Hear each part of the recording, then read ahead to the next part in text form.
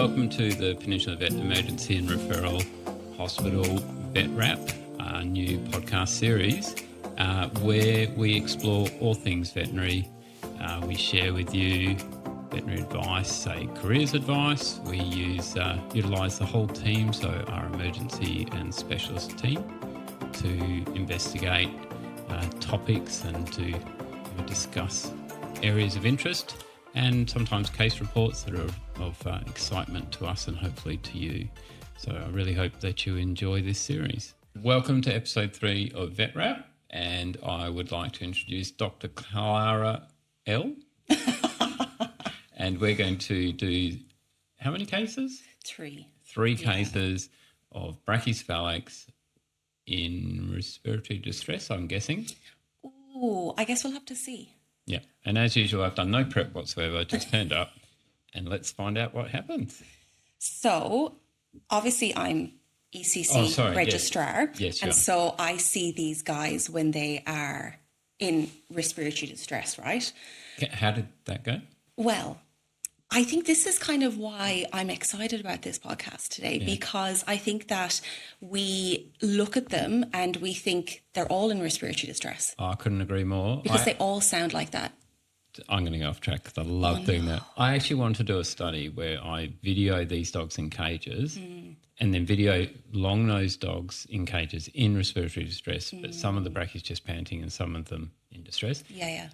Then go to 20 vets and ask them to tell me which dog's in distress, and I bet you every single brachy will be termed as in distress. In distress. We are so prejudiced. We are.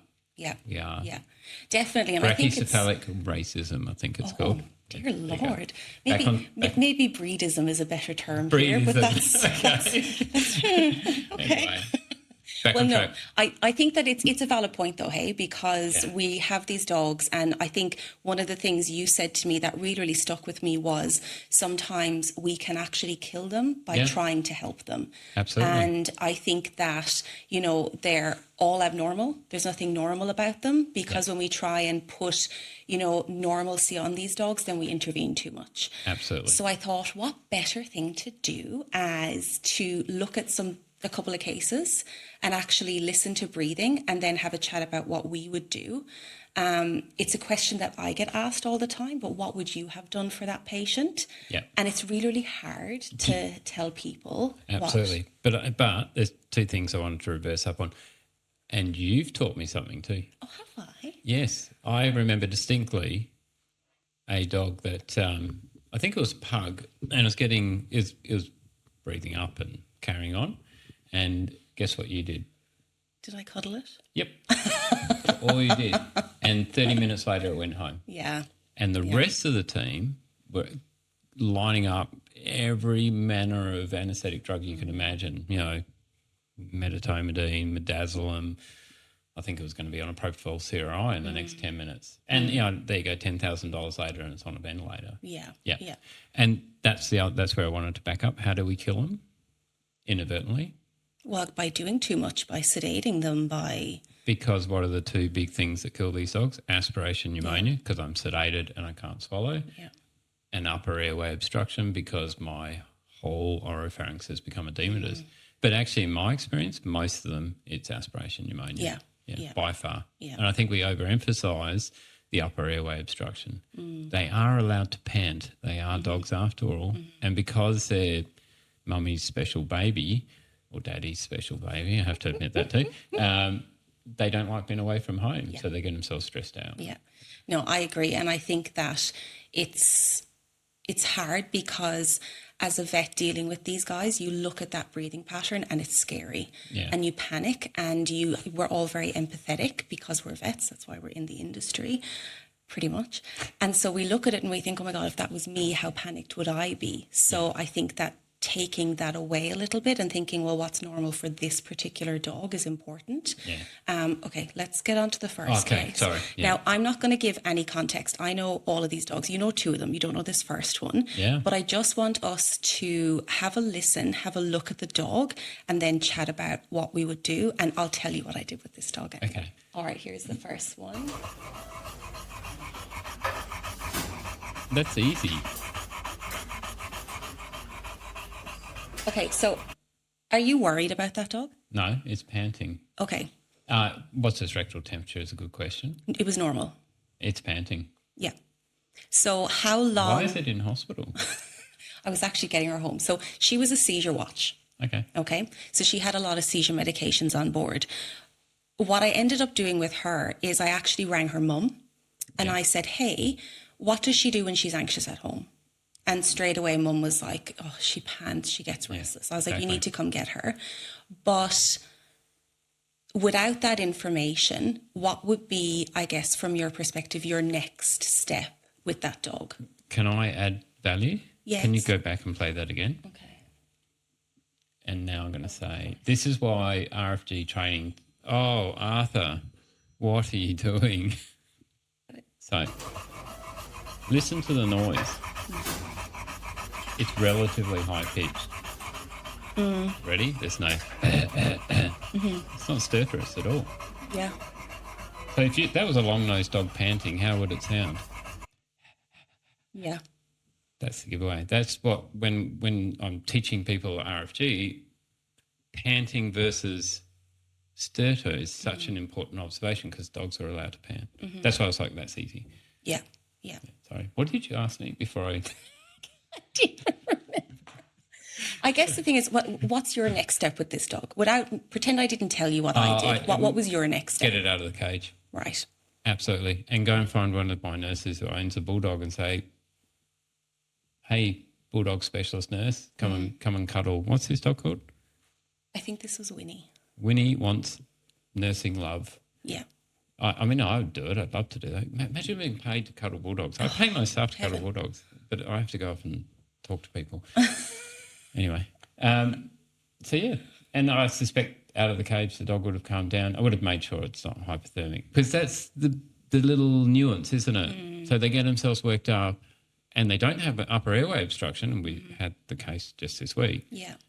But because of their panting and because of their relatively large volume versus surface area, and they don't have a long enough nose so they can't heat exchange appropriately, they get hypothermic. But hypothermia is not upper airway obstruction. No. That drives me bonkers. This idea, yes, brachycephalics are predisposed to heat intolerance, hypothermia. What, heat stroke? That's a stupid name, by the way. Heat stroke. Heat stress. Heat stress. I like that one more. Okay. But it's not BOAS. Yeah. It's heat stress. They're different, yeah? So I would want to know its temperature for sure. Well, when do you get worried, actually? What number makes you go, better cool you down a bit? For me, it's how they sound. And at around, I think when they get to around 40, then I'm like, We had one this week that was 39.9, and I said to the guys, do not actively cool it, just put a fan on. We're going to have a little bit of sedation. They'll naturally cool. Should we talk about being too cold? We can. What does that do for you? Well, but in a nutshell, actively cooling is really important. But then if they start to shiver, you're in trouble. Yeah, it's that cycle. Yeah.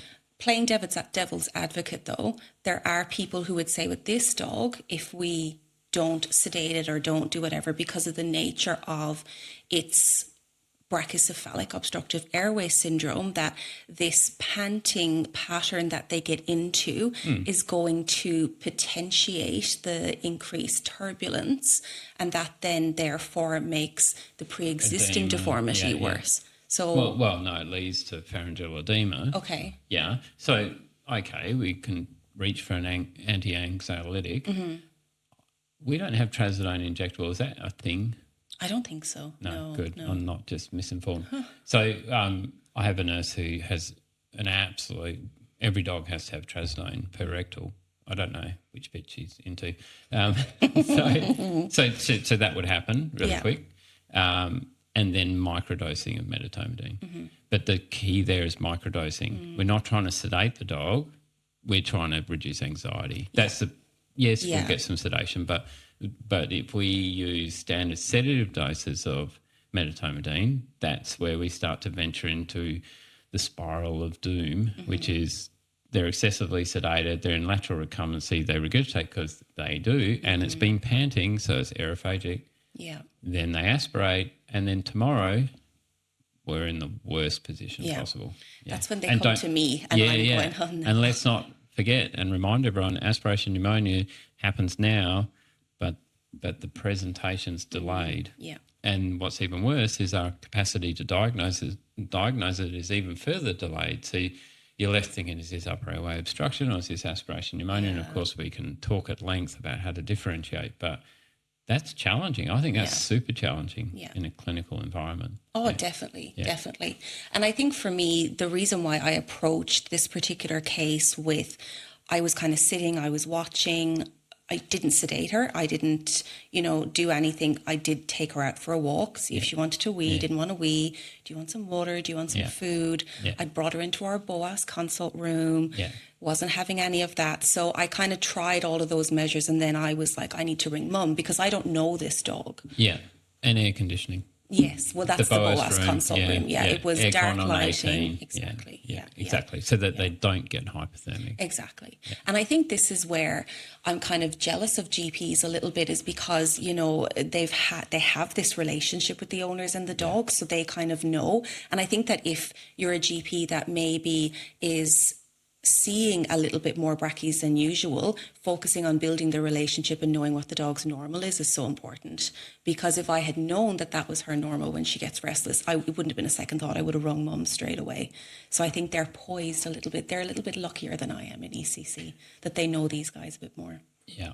Now, at that point, though, because we said the word normal, I need to add in the reminder that we need to be very careful when we're talking to owners not to normalise these dogs' abnormalities. Yes. It is not normal for your dog not to be able to walk down the driveway. No. It is not normal to have a pyoderma on your nose and your tail, etc. Yeah. So we just, because we do normalise it in our heads because we're so used to seeing it, and then we use the wrong language when we're talking to people about their dog. It's like, your dog is brachycephalic and have a number of significant welfare associated diseases. Here's your long list. It's not normal. Yeah.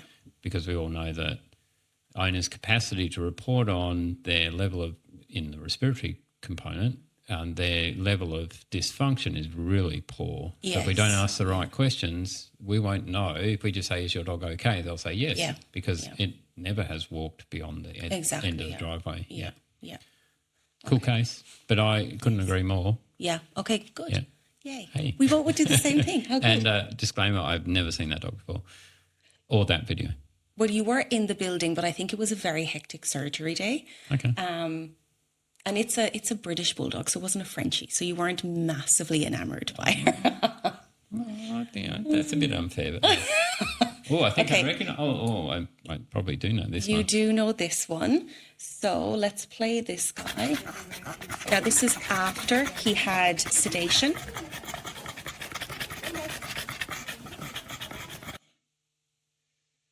So he had, at this point, 0.2 mg per kg of butorphanol and 4 mics per kilo of medetomidine IV. And this is how he was after that. But there's a few things that people need to know. So he's just had spinal surgery, hasn't he? No, so he presented to us. So he'd presented to the emergency service the day before with a bit of back pain. Oh, this is before spinal surgery. So he's sore, though. He's sore. So he represented off of his back legs, really, really panicked mum. I just took him out of mum's arms, brought him straight out to the ICU.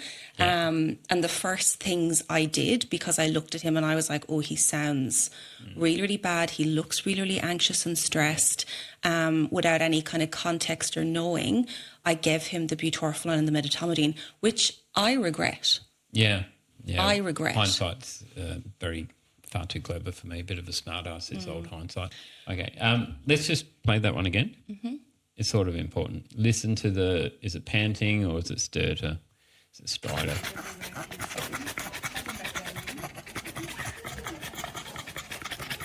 He is different to the other dog. Sorry, shouldn't have talked over that. but he is different to the other dog.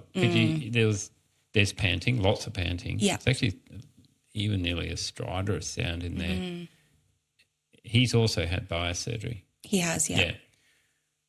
I think that's that's a particularly challenging dog, and we have had a rough couple of days with that dog. We're on track. But, yes, I know why you regretted giving medetomidine and butorphanol, but he's getting quite worked up at home as well, and he's painful, and he's super anxious dog, like he's losing his mind over touching his toe, and he's, he definitely had deep pain because he's screaming if you touch him. Yes, yeah. Yeah. But what were you alluding to? Do you want me to say what I would do? Yes, I would love to know.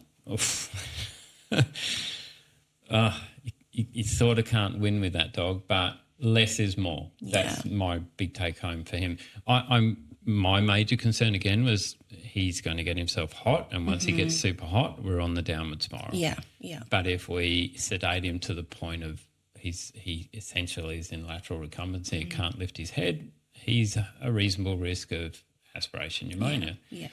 If we do absolutely nothing, I recognise that for that dog, he could develop upper airway obstruction, but I think the risk for him is actually fairly low because the noise, it's not overtly stertorous or stridorous noise. I don't know. He's probably got low-level laryngeal collapse. It's heat stress. That's the big one I'm worrying about in him. But it's a welfare issue for him too. He's super distressed and he needs analgesia. The truth with him is we did go down the wormhole with him, and we kept piling in the analgesics, so opiates, and we're really trying to opiate spare in these dogs now. We use so little opiates. Like when we're on the Boas dogs, when on their day of surgery, they get methadone pre-med, and that is the last time they see an opiate. It's all regional anaesthesia, but we couldn't provide that for a dog with spinal disease. We ultimately took him to surgery and decompressed him, which will give him analgesia with regards to his cord compression, but of course I've cut a big hole in him, so I've created pain too. But we don't have good local regional blocks for that. Yeah. So we were really caught. That was super difficult. For him, Mum was freaking out, so she was no good to us either, because if we put her in the same room as him, that's just spiralling orbit. You need concrete boots to get them both down from the stratosphere or wherever they went to. We were really compromised. But putting him in a cage, that was a really bad move for him. He just couldn't cope with that. Yeah. So trazodone, microdosing of medetomidine, opiate, probably fentanyl CRI, but just be careful with how much. And actually we did do that, and even a fentanyl patch was enough to make him do that. Yeah. So I removed his fentanyl patch yesterday, and he calmed right down. Yeah. We couldn't get him out of hospital because of his needs. Yeah.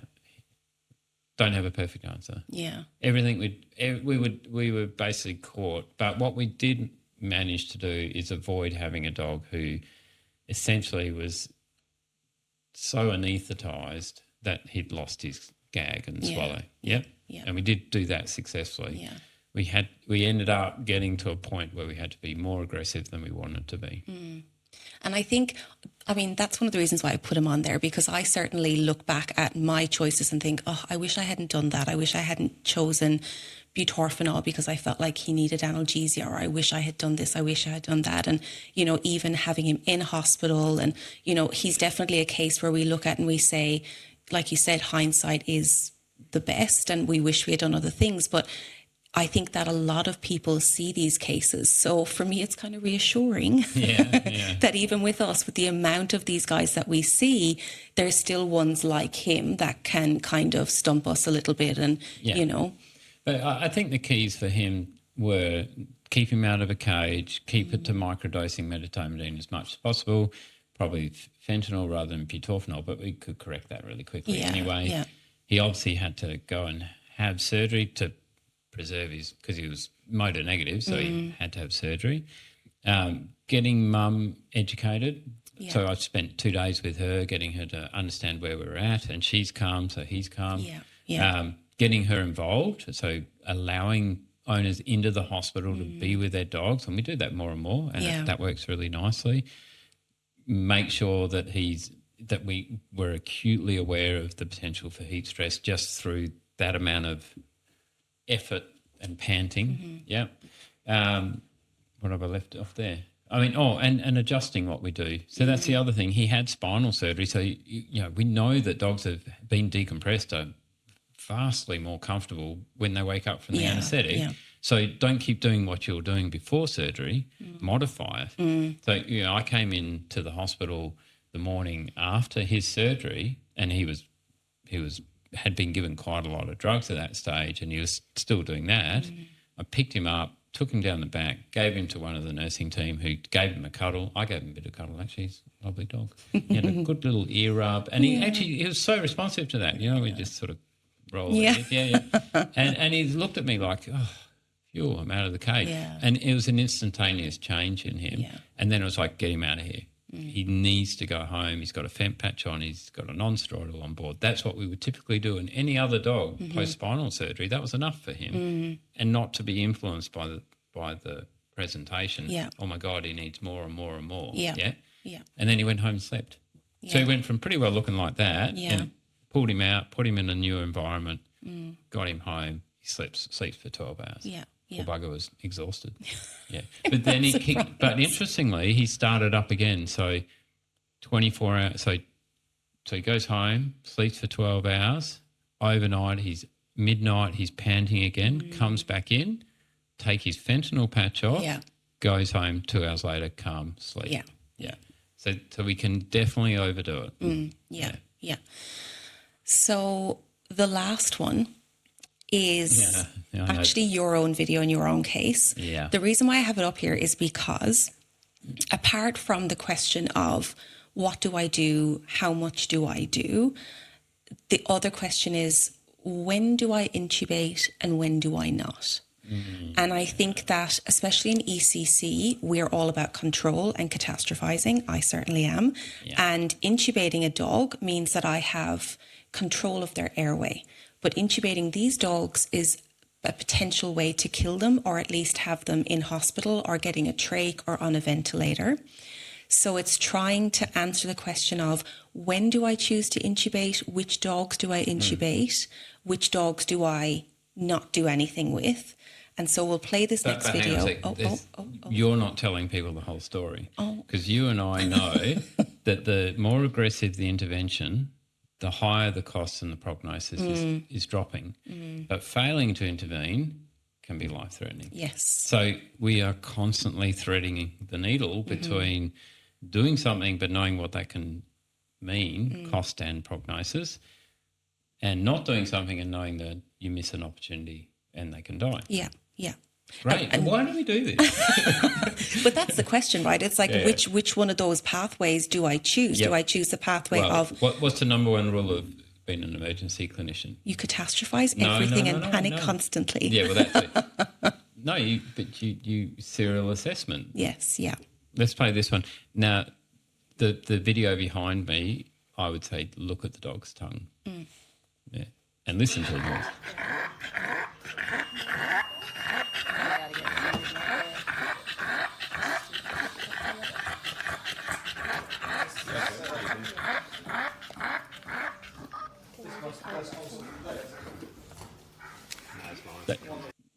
They are a really cool video set because you actually, I'm sure you did this on purpose. You've got panting, then you've got like an anxious dog who's panting with a little bit of stridorous noise in there, not quite right, and then you got that.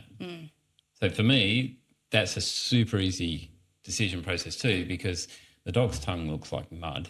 Why do we say blue with cyanosis? It's not blue. They go it's muddy gross, colours, and it's stertorous. It's that and that dog had basically driven in a car for 45 minutes. That's how it looked on presentation, just from a drive in an air-conditioned car. Yeah. We didn't take a rectal temperature because we had other things to do. So, and that dog, we should replay it now that we're talking about it. It has air hunger. Like it's not panting, it's trying to stay alive. Okay, here it is again. Just look at the chest wall.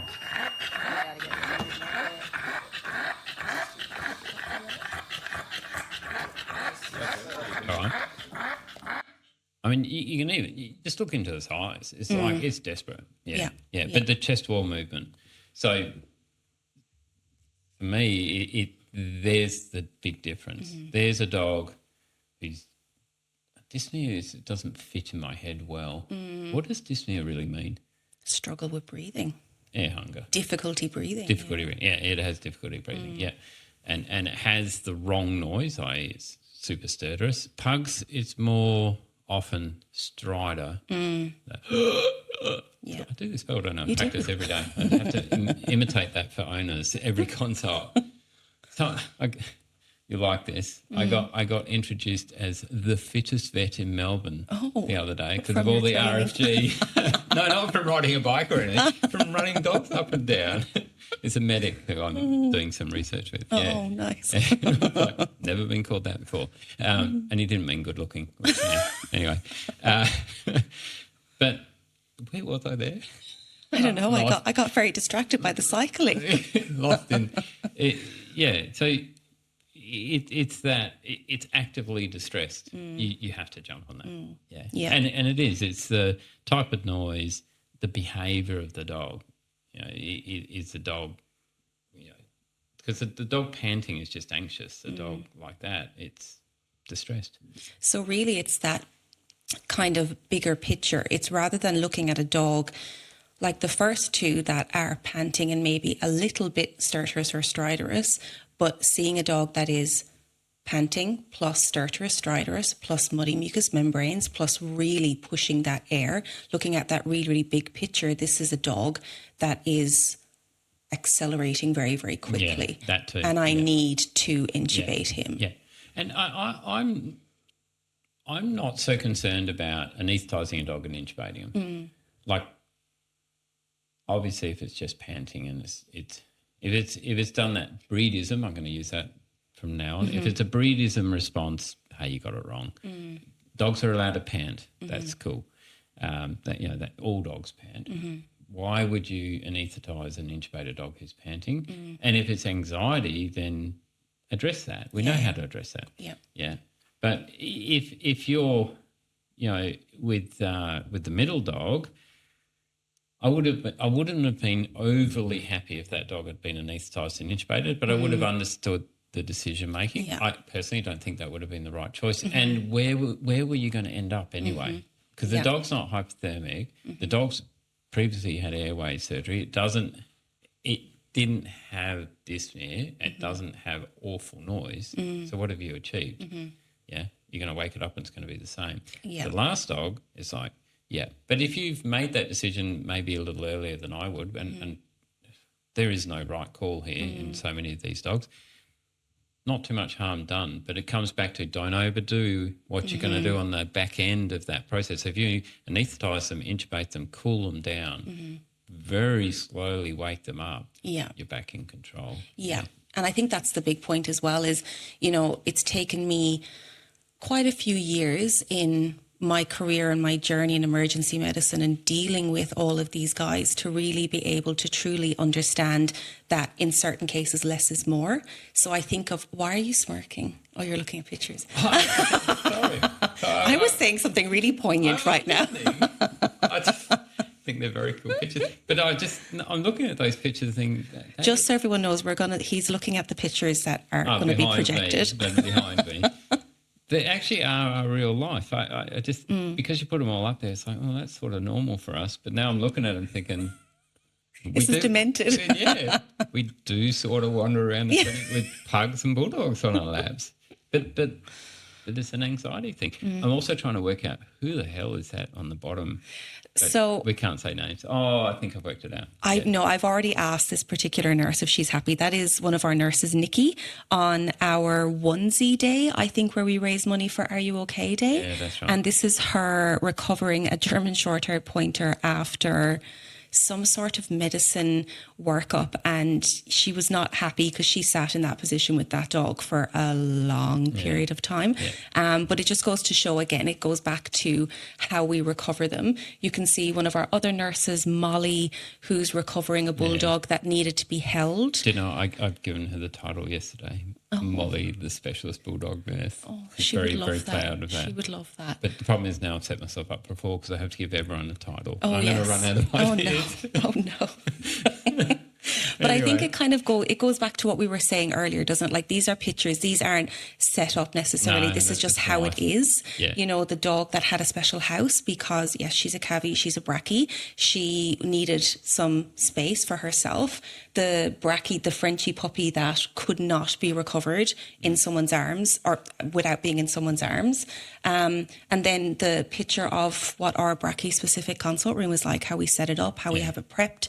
So I think, you know, finishing the little case, the 3 cases we've looked at, the reason why I've put that consult room picture up there is because we could talk for the next 2 hours about all the different things we could do with the cases, but really it comes down to we don't want them to get like that. No, exactly. So we need to start preparing and preventing and having things like this set up. Yeah, absolutely.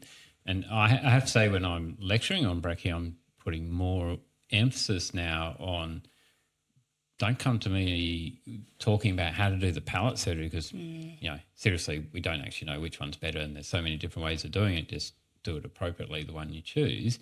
Put more emphasis on how you work together, you know, how you get the patients through your hospital. You know, never do surgery on the same day as a consult, never leave them in a cage. You know, a brachy can go from okay to dead in 20 minutes. If you turn your back on them, that's the beginning of trouble. Don't let them get there. Use the anti-anxiety. Modify the environment that they're in. It's what's changed our success. Absolutely. I think so. mean, we're pretty well doing the same surgical procedures, a little bit different, but not a lot. It's just how we handle them through the whole process. Yeah. We're kind of starting them from the beginning in the right scenario, in the right atmosphere. Absolutely. And continuing that really gentle, relaxed, you know, dim lighting, all of that throughout their whole hospital journey, even their recovery. You even go as far as putting little videos on for them in their cage. I do, because some of them like to watch YouTube. It's properly weird, but anyway. Some of them love it. They watch the I just little don't even know how you birds decide what they're going to want to watch. Well, it's more kind of what I feel like they would watch as a personality. Like, oh, you seem like a beach dog. I'm going to put beach scenes on for you. Or you seem like you like to go out in the grass. You'll get a grass scene. We have a free counselling service as part of Peninsula Vet Care. I've used it up. Anyway, oh, gosh. Good. Then we went off track so many times. Yes, That was awesome. Well done, us. What else? You were trying to say something, but now we've been told too long. Stop talking. Yeah, too long. So that... Yeah, that wraps it up. That's sorry. That's a vet wrap. Okay, that's a vet wrap. Thank you for joining. Feel free to comment or get in touch via email. The email address is education@penvetreferral.com.au. You can find this podcast everywhere you listen to podcasts. We're on YouTube, we're on our website, and please don't forget that we have an education hub on our website. It's free for vets and nurses. It is an amazing resource. We're constantly updating it. And yeah, thanks for joining.